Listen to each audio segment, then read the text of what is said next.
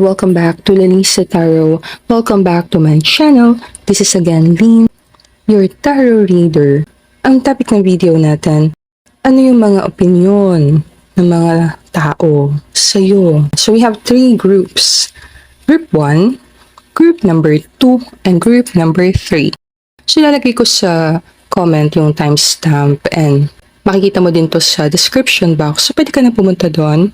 I-click mo lang yung comment. Diretso ka sa reading natin. And thank you everyone for watching the video. Maraming salamat po sa palaging panonood ng mga videos na ina-upload ko dito sa YouTube channel ko. Bago ka lang sa channel ko, definitely, welcome ka dito. Yes, you can support my channel by liking the video, pag-share, pag-comment, and syempre, sa pag-subscribe mo sa akin. Uy, thank you Aga ko mag-thank you. Thank you sa pag-follow ng Facebook page ko. Thank you sa pag-subscribe sa YouTube channel ko. Thank you everyone for watching the video. And thank you din sa nanood ng mga nakaraang videos na na-upload ko na. Thank you din sa mga members ng Lalisa Superstars. Maraming salamat po sa support niyo sa channel ko. Thank you din sa nag-subscribe sa Facebook page ko. Super na-appreciate ko kayong lahat. Miss ko kayo Days na lang, 5 years ng channel ko. Pinagit ko lang. Ayan. And sa mga gusto ng personal card reading, syempre, message mo lang ako. Sama ko ng email sa lalingsataro@gmail.com or pwede mo din akong i-message sa Facebook page ko, Lalisa Tarot. Yan. Message mo lang ako. I think we're all good. Yes, we can start this reading. So you have to use your intuition sa mga messages na matcha-channel natin sa reading na to. Always naman, gawin ko yung best ko na interpret yung mga cards para sa inyo. Start ako sa'yo, group number 1. And thank you everyone for being here. I'll see you on your reading. Namaste.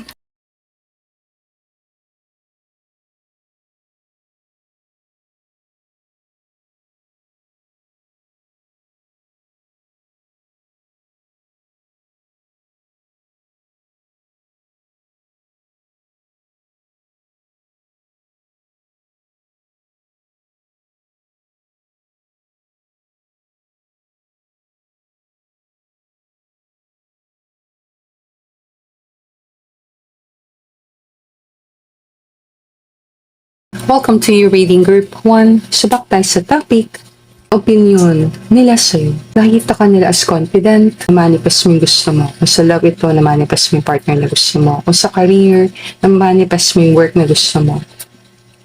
Kung ano man yung minamanifest mo talaga, hirap mong basahin. Medyo na-insecure din sila sa'yo. Sinama ka sa grupo ng mga tao na papansin ka. Ilang mga tao very gifted ka na person. Very gifted.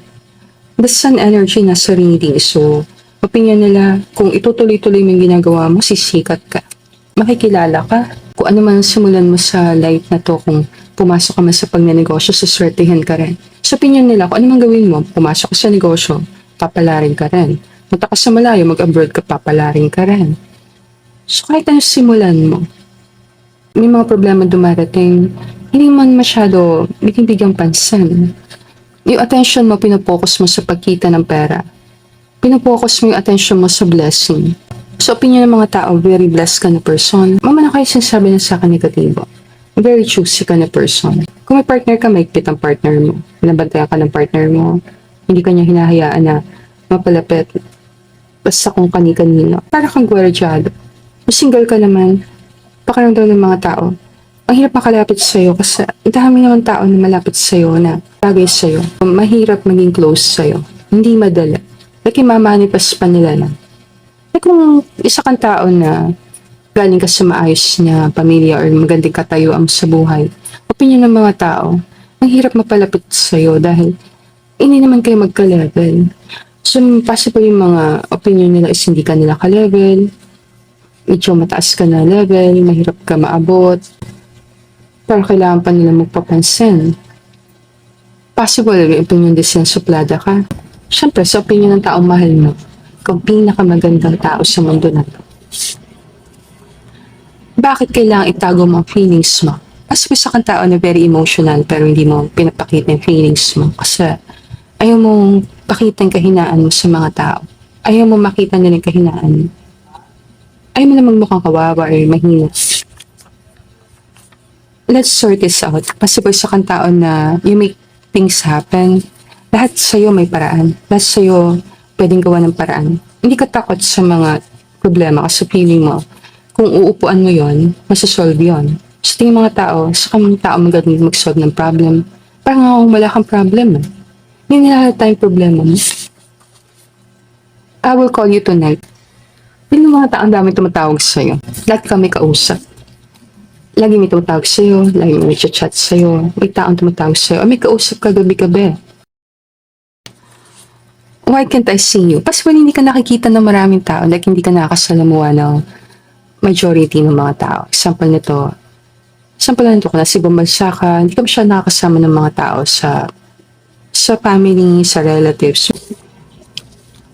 Sure ka na ba sa choice mo? Yung mga tao, very choosy ka, hindi ka ba sa pumipili ang hindi mo pinag-isipan. Like kung pipili ka ng partner, yung talaga match sa'yo or sa tingin mo, pinaka babagay sa energy mo.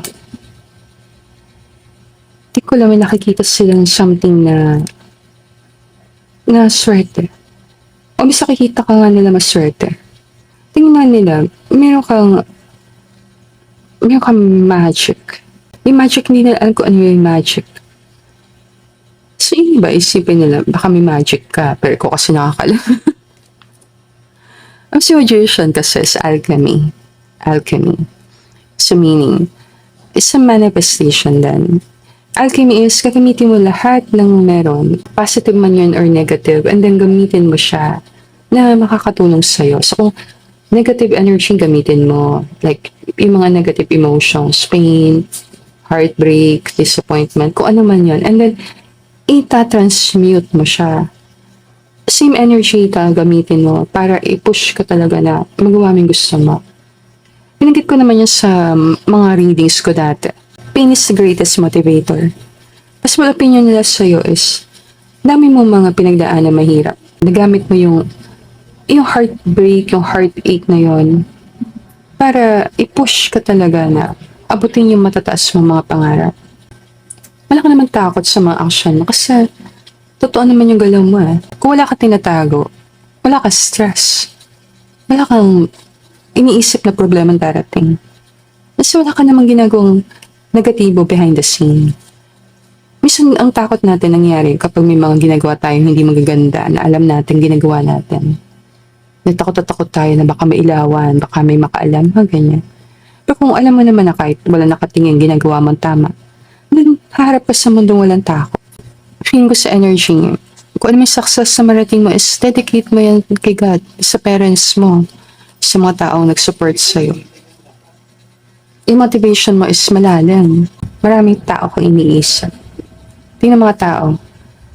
Marami kang taong matutulungan, marami kang taong magagabayan, malayo mararating mo. And kung dumating man ang time na mas makilala ka, mas mabibless sa mga tao. Like kung sisikat ka, mas maraming mabibless. Kung magkakaroon ka ng pagkakataon, mas marami kang matutulungan. When I think I've surrendered, I surrender more. Also man, end of day, si God magde-decide. Ayan. Si God. Ito. For the highest good of all. Meaning, kung makakabuti sa pangkalahatan, for the highest good of all. Yes, nangyari yun. Pwede may claim na kung makakabuti para sa maraming tao na makilala ka, sumikat ka, magkaroon ka ng boses, marinig ka ng maraming tao, makita ka nila. Nangyari yun. For the highest good of all. Time for beginner's mind. Sa tingin ko, isa kang tao na always gustong matuto. And then, willing kang matuto, always nakatapak ang paam sa lupa. Kasi alam mo, hindi man lahat alam mo eh. Gusto mong mag-iwan ng legacy. Gusto mong magkaroon ng pangalan. Gusto mong magtayo ng something na tatagal kahit mawala ka. tingin ng mga tao, meron kang big mission, meron kang sacrifices na ginagawa. Kung ano man naaabot mo sa buhay, alam ng mga tao na matinding sacrifice na binigay mo doon. Hindi madali. May mga bagay ka ding sinacrifice. Kumbaga, kung walang dumating sa'yo na basta mo lang nakuha, may mga effort ka ding binigay doon. Kahit feel nila lagi ka nagre-relax, relax energy mo, alam nila na hindi mo nila nakikita. Sobra kang magtrabaho. Sobra kang magpagod. Ito yung, hindi mo pinapakita yung hirap na pinagdadaanan mo, pero ramdam ng mga tao na hindi ko yun madali. Kung ano man ang naabot mo, hindi madali. Hindi madali na makarating kung nasan ka. Tingin ko maging matagumpay ka sa dalawang bagay sa mundo na to. Yes. May makikilala ka sa dalawang bagay. Dalawang bagay. Ano kaya yung dalawang bagay? Parang maging sikat ka sa dalawang bagay. Dalawang bagay. Example, sino sa sample natin dito? Dami naman pwede example dito. Like si Michael Jackson, kilala siya as magaling na singer plus magaling na dancer. Yes. Kasi iconic yung mga songs niya, iconic din yung mga moves niya. So hindi talaga siya kilala as magaling na singer, magaling siyang dancer. Ganun sample. May kilala ka sa dalawang bagay. Hindi makikilala ka sa dalawang bagay na to. Ito yung trademark mo. Pag narinig ito, makikilala ka doon. Ma-associate ka ng mga tao doon.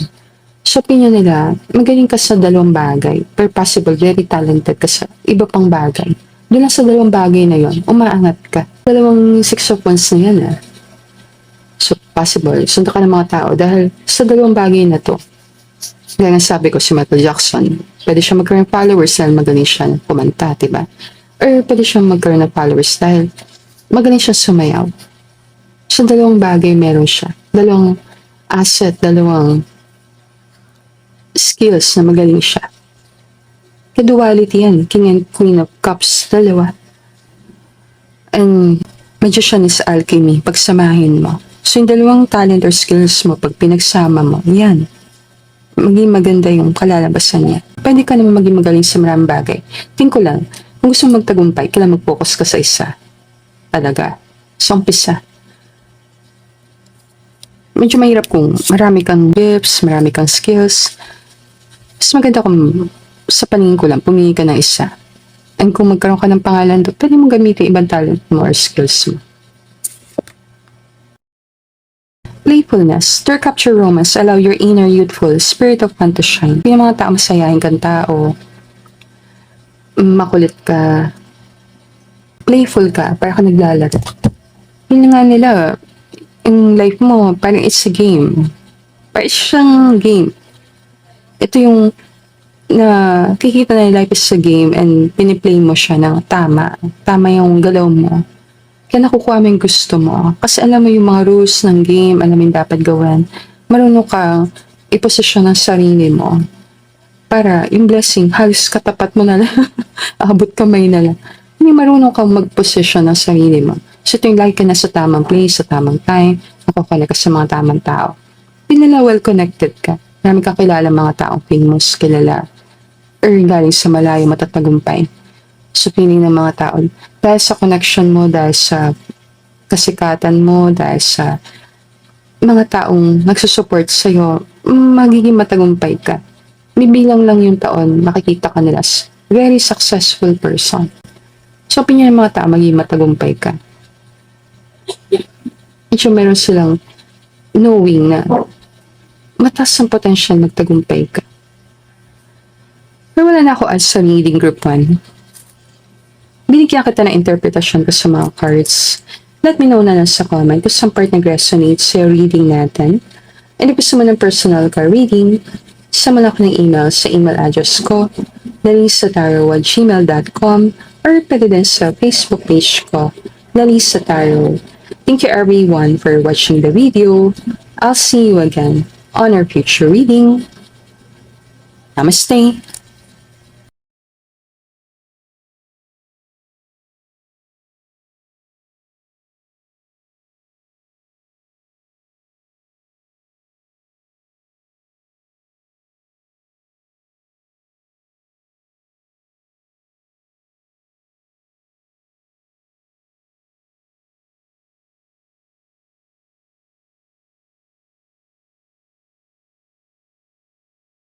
Nakikita ka ng mga tao as matalino, very creative na person.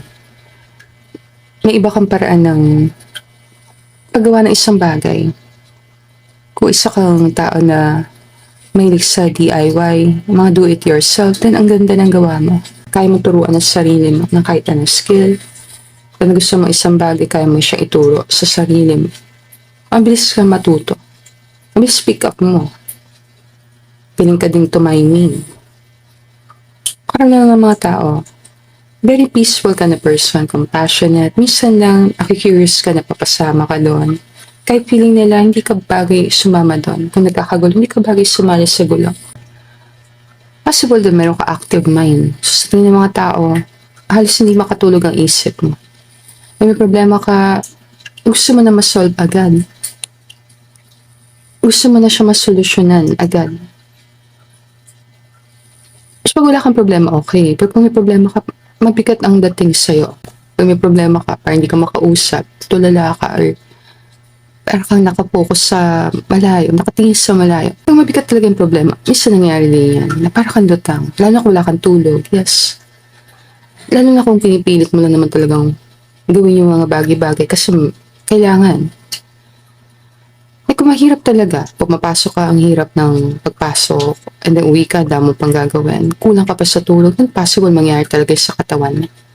Tingnan ng mga tao, consistent ka. So kahit ano nangyari, pumapasok ka. May mga times ng feel nila, may times sa pag marami kang problema, para kang hindi makausap ng maayos, para kang nakahang, na frozen, alam mo yun? Hindi maka-imik. Sumalata nila kung may problema ka kasi nawawala ka sa focus. Nadidistract ka, hindi ka makausap, or gusto mong pag-isa. Maraming beses gusto mong mag-isa, mag-aral na mag-isa, magtrabaho mag-isa, mind your own business. Maraming mga bagay na ayaw mo i-share sa iba. Kahit very exciting nangyayari sa life mo, tinatago mo yung ibang mga information. Kasi ayaw mo talagang ma-focus sa attention sa'yo. May parts na gusto mo maging mysterious sa paningin nila. Gusto mo mag-appear na very mysterious. So, may mga bagay kang hindi sinishare. Because sa social media, curious sila malaman kung ano yung nangyayari sa'yo. Pero, kukunti lang yung nakikita nilang pictures. Kung sa kang tao na young at heart, then yan ang bagay na nakakatuwa sa'yo sa paningin ng mga tao. Like kung may edad ka na, parang ka pa rin bata, kumilos, gumalaw. Nandun pa rin yung wonder sa'yo. Ang sarap mo i-surprise. Isipin ng mga tao, na-appreciate mo talaga yung mga gifts, mga surprises. Excited ka sa mga magagandang okasyon. May something na sa salitang surprise na feel nila mahalaga sa'yo. Mahilig ka din sa travel, kasi babalak mo pumunta sa malayo o magpunta sa malayo. Nangarap ka ng bata ka na makapunta ka sa ibang bansa, makapag-travel, makagawa ng mga bagay na to. Nandun pa rin yung pangarap mo. Hindi ka pa rin nag-give up. Yung Six of Swords is moving into calmer waters sa meaning niya. So, para kalmado. So, napansin ko na dito si King and Queen of Cups. Pero nasa mag-opposite na side. Wala kang partner, pakaram ng mga tao na hinahanap mo talaga yung partner na yun. Pili mga tao, baka yung partner na hinahanap yung nasa harapan mo. Alam mo yun? Hindi ko meron silang pinipare sa'yo. Bagay ka kay ganito. Or bagay ka kay person na to. Kung may partner ka ngayon, bagay kayo ng partner mo. Bagay kayo. Kung wala ka pang partner din, feel ng mga tao, may babagay sa person. And excited sila malaman sino yung magiging person mo. Marami talagang mga tao curious sa love life ng ibang tao. Possible curious sila sa love life mo. Yes, very curious. May ano bang tipo mong person? Mas maraming kakakrush sa'yo. Tapos natin opinion nila. So, possible opinion nila. Ano bang hinahanap mo sa isang tao? Possible. Meron kang hinahanap na particular na person. Meron kang crush na person. Meaning kung sa isang place and mga tao to sa paligid mo, that possible, ang opinion nila, may crush ka kay ganito. Gusto niyo yung bala ka na. Agad ako dito So, pinili may crush ka sa isang person. Ina-assar lang kita pero love kita. So yung person na yun yung nang-a-assar sa'yo, o ina-assar ka nila. Assar ka nila sa isang person. Hindi ko na meron silang pinapartner sa'yo or meron silang people na crush mo na person. Kung pwede lang, ikaw ang gusto kong kasama. Saya kang kasama, okay ka na person, mabait ka. Concern lang ako sa'yo. So maraming concerns sa'yo. Like maraming nag-aalala sa'yo pag hindi ka masyado active sa online, pag hindi ka masyado present. Pag absent ka, lalo na. May mga taong nag-iisip saan ka nagpunta ng ginagawa mo. I love you palagi. So maraming nagkakagusto sa'yo. Possible maraming person. Basta maraming nagkakash sa'yo. Sasamahan kita. Ang daming gustong sumama sa'yo. Masaya kang kasama. And very loving ka na person. When I'm connected to my joyful presence, I attract. So very attractive ka na person. I attract support from the universe. It's a blessing na makasama ka. Tingin ko lang may mga silent haters ka. Meron. Yes. Meron. Ito nga, beauty that launched 1,000 ships. Yan. Sure.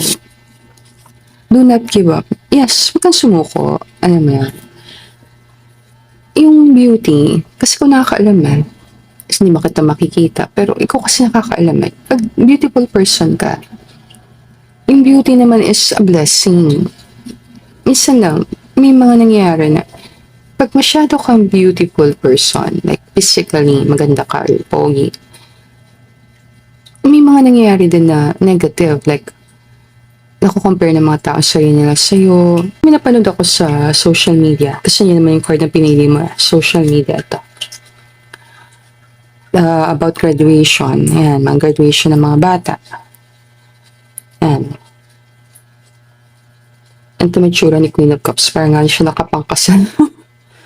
Pero back tayo. May mga pictures na lumalabas sa mga mother na iba-ibang suot, and mga comment, yung mga bagay na yan. May majority doon sa paningin ko. Sa paningin ko lang. Majority doon, possibly hindi na siya sa damit. Ano, hindi na nakapokus sa damit ng person. Talaga yung bashing. Doon lang sa nagsuot ng damit. Ano mo yun?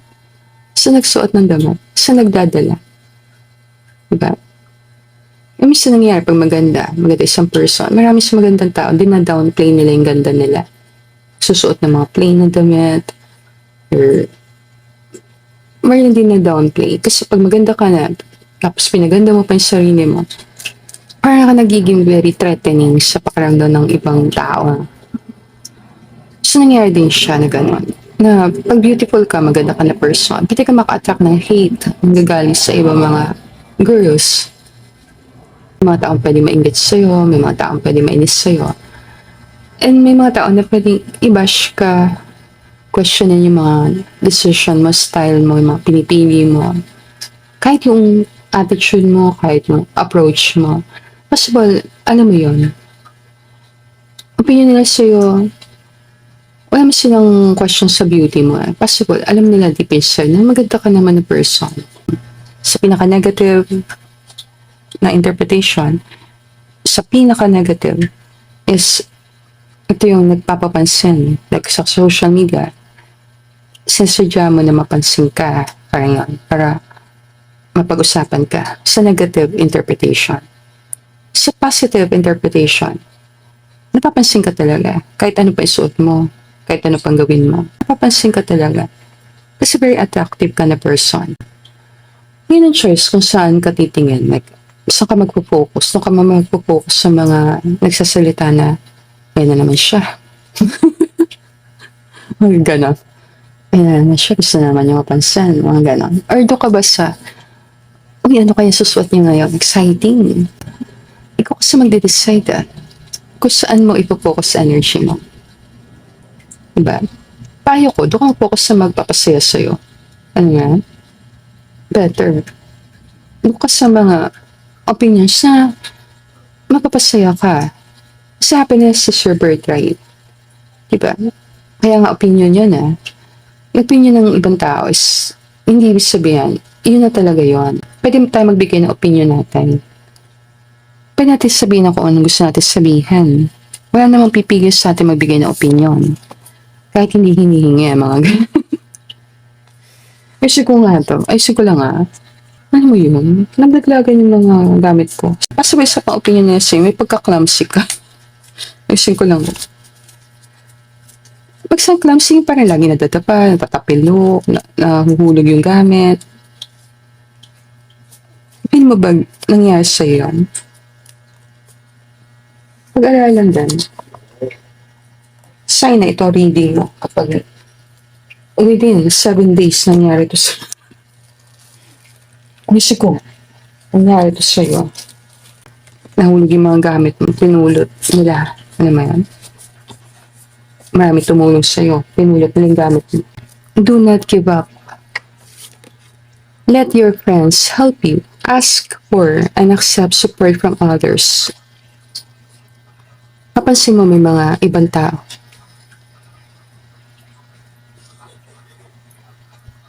Kasi sa kabila ng mga tao na intimidate sa'yo, marami ka pa rin friends. Opinion nila sa'yo, maganda ka na, ang bait mo pa. Ito talaga nakapagkasal, Ayan, Diba, nakapangkasal. Kasal naman siguro siya dyan. Ba't nakakaalam? May something sa mga damit na sinusuot mo. Maganda. Slow and steady wins the race. 62. Turtle spirit. Meron kang tendency na magtago. Like magtago, like mang-ghost, alam mo yun. Or magtago, like hindi magpakita, hindi magparamdam. Kung introvert ka lalo, alam natin yun. Maglaylo. May tendency ka lang na protektahan ang sarili mo. Pag feeling mo, yung energy papunta sa'yo, yung parang, nado na talaga na, yung feeling na parang pinutulungan ka nila, may tendency ka mag-retreat. And lumayo. Punta sa malayo. Mag-travel. Lumayo. Magpahinga. Or mag-deactivate mo ng social media. Kasi may parts sa'yo na gusto mong i-deactivate social media. May something sa online na feeling mo, minsan gusto mo munang i-turn off yung social media. Magkaroon lang ng time para sa sarili. Kung yun na makakatulong sa'yo, then gawin. Ay, masama. Namamiss kita. Social media din ako. Ay, masama. Ano yan? Ay, masama na gawin yan. Kung yun na makakatulong sa peace of mind mo. Sa paningin ng mga tao, pinakamalaga sa'yo sa time na to is your peace of mind. So kung may gulo doon na nadadamay ka or lumagos sila ng issues sa mga bagay na ginagawa mo, o sa mga sinabi mo, sa action mo, ayaw mo na talagang patulan. Ayaw mo na talagang bigyan ng energy. Gusto mong i-maintain yung peace. Kung alis ka sa isang place, ayaw mo magkaroon ng sama ng loob sa mga taong nandun. Gusto mo umalis sa maayos. Ayaw mo maramdaman nila na may galit ka sa puso mo. Gusto mo pa rin ng peace. Kung may mga nakasama ka ng loob, nilalet go mo yung ines yung galit. And ayaw mo na lang na karma na lang bahala sa mga taong alam mo yun, pwede mo merong balance sa universe na alam mo yung intention mo, alam mo yung direction mo, alam mo yung kung ano yung nasa heart mo. So, naniwala ka na dahil meron kang pure intention, mababless ka pa rin. Pero wala na ako at sa reading group 2. Bigyan kita ng nakikita ko sa mga cards mo. Let me know na lang sa comment kung saan part nag-resonate sa reading natin. And if gusto mo ng personal card reading, send mo lang ako ng email sa email address ko, denisataro@gmail.com or pwede din sa Facebook page ko, Denisa Tarot. And thank you everyone for watching this video. I'll see you again, group 2, on our future reading. Namaste!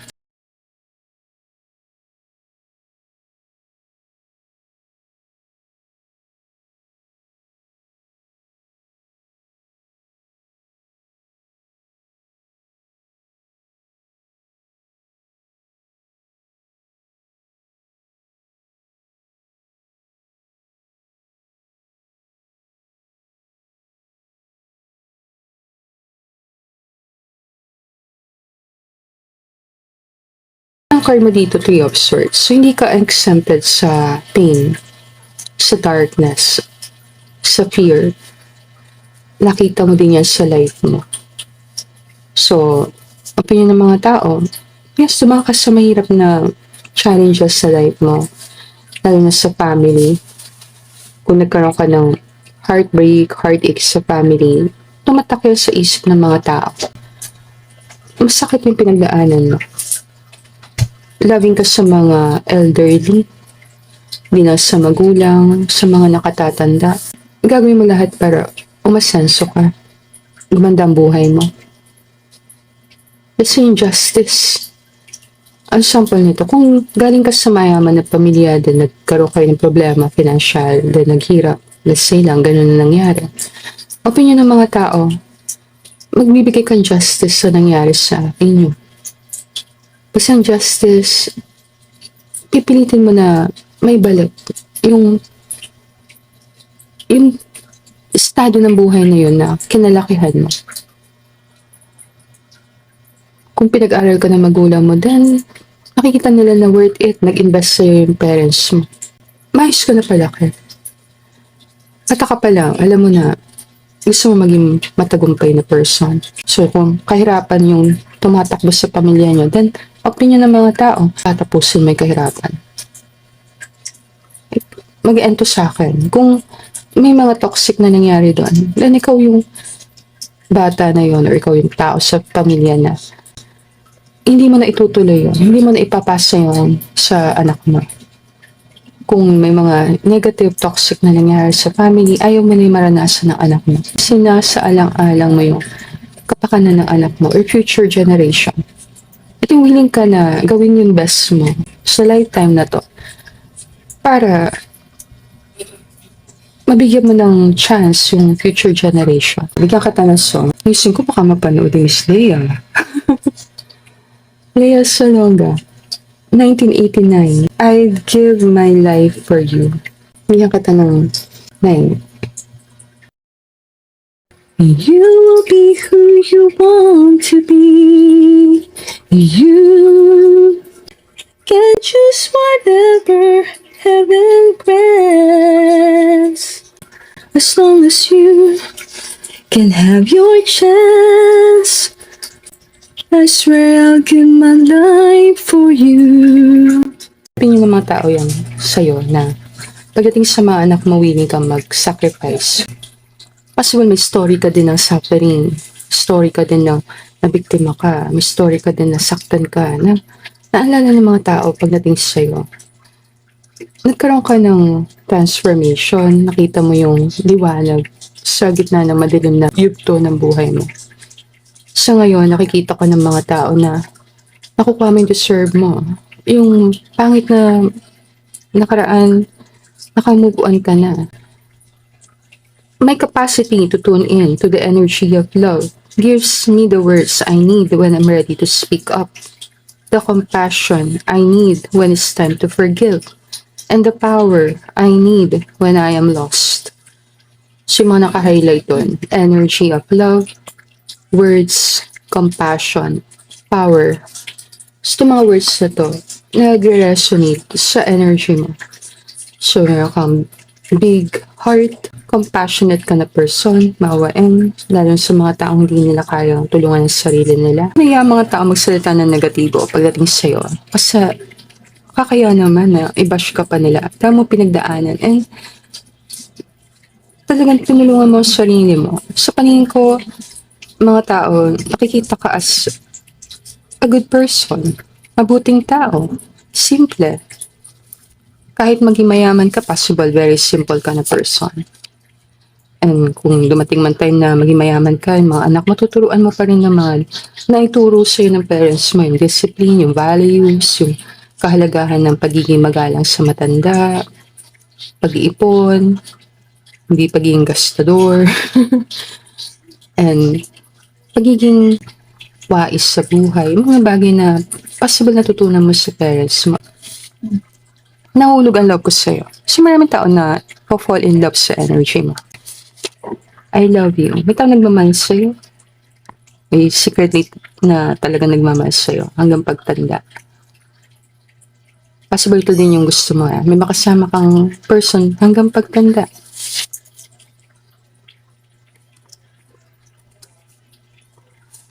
Mag-send ako ng gift ko sa'yo. So maraming tao nagbibigay sa'yo ng regalo. Dami kang matatanggap na regalo. Nagbago ang lahat nung nakilala kita. So, malaki impact mo sa buhay ng ibang tao. Lahat ng mga nakilala mo sa buhay mo, may lesson kung ba't nakilala ka nila. Sila yung teacher mo or ikaw yung estudyante or sila yung estudyante mo, ikaw yung teacher. Marami kayong matututunan sa isa't isang mga lessons, lalo na yung healing, forgiveness, self-love. I love you a lot. Ay, nagsagutan na. Yung mahal mo, mahal ka rin. Mahal yung isa't isa. Doon ako. Mamahalan kayo. Yan ang opinion ng mga tao May tao magmamahal sa'yo kasi mabuti ka naman person. Kung ano mang edad mo ngayon. Opinion ng mga tao, nakatagpuan mo yung person na yon na pwede mo makasama hanggang sa dulo. Dumadaan ka sa mahirap sa time na to. Like ngayon, sa time na to na dumadaan ka sa mahirap. Tingin ng mga tao, patuloy ka na, nagiging matatag. Lalo na kung may mga anak ka. Ipakita dito na hindi ka nawawalan pag-asa. Nahanap mo yung mga sagot sa mga katanungan, nahanap yung solusyon sa mga problema. And patuloy lang, nagpapatuloy ka na gumagawa ng aksyon para lang sa mga taong mahal mo. Bigyan kita ng 2 cards. Group number 10. And gusto mo ng personal card reading, send mo lang ako ng email sa email address ko, dalisataro@gmail.com, or pwede din sa Facebook page ko, Dalisa Tarot. Tingnan natin itong 2 cards mo. Calling in your soulmate, your prayers, affirmations, and visualizations help bring you together. So yes, sa paningin ng mga tao, meron kang significant na soulmate. And number 38, dream the world into being. Possible malagay ang edad na 38 years old para sa'yo. Number 3, number 8, 38. Number 11. Number 11. Dream the world into being. So marami sa mga pangarap mo. Sa paningin ng mga tao matutupad. Yes. Ito yung makikita nila yung mga pangarap mo. Makikita nila na mabigyan buhay mo yung mga pangarap mo. So, magiging inspiration ka ng mga younger generation. Kahit older generation, kahit mas matanda sa'yo, may respeto sa'yo. Para ka old soul, young heart. Kasama. Young at heart, pero old soul. Old soul. Ayun, hindi ko lang kung mahilig ka sa Broadways, or mga acting, singing, kung ano man, dancing. Kung very creative ka na person, then napapansin ng mga tao yan sa'yo na very talented ka.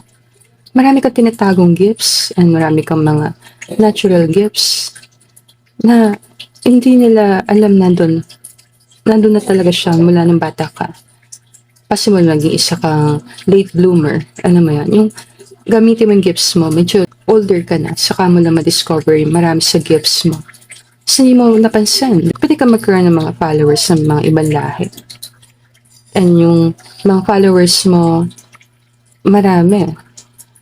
Kahit umedad ka na, marami pa rin magpa-follow sa'yo ng younger generation. Ito yung maraming taong possible na magustuhan nila yung mga payo mo, yung mga gabay mo, yung mga opinion mo. So, mahalaga yung opinion mo. Natatanong kasi natin, opinion nila sa'yo, pero mas mahalaga yung opinion mo sa kanila. Hindi ko bihira ka magbigay ng opinion, bihira ka magbigay ng compliment, bihira ka magsabi ng iniisip mo. Pero pag nagkaroon ka ng pagkakataong magsalita, merong lesson, merong mapupulot yung mga tao.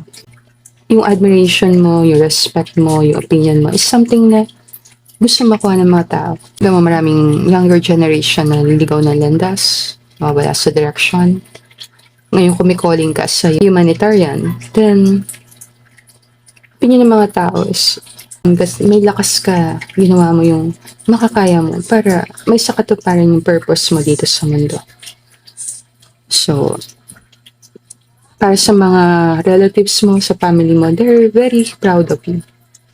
Para sa mga kaibigan mo, grabe na ka ng mga friends mo. Sa mga taong di ka nakikilala, willing sila na bigyan ka ng chance kung ano man yung advocacy mo, paniniwala mo, plataforma mo, kung ano man yung mga pinaglalaban mo. Willing sila makinig, bigyan ka ng pagkakataon ipakita ko ano yung meron doon. Pero wala na ako add sa reading group number 3. Let me know na lang sa comment kung saan part nag-resonate sa reading natin. And thank you everyone for watching the video. I'll see you again on our future reading. Namaste!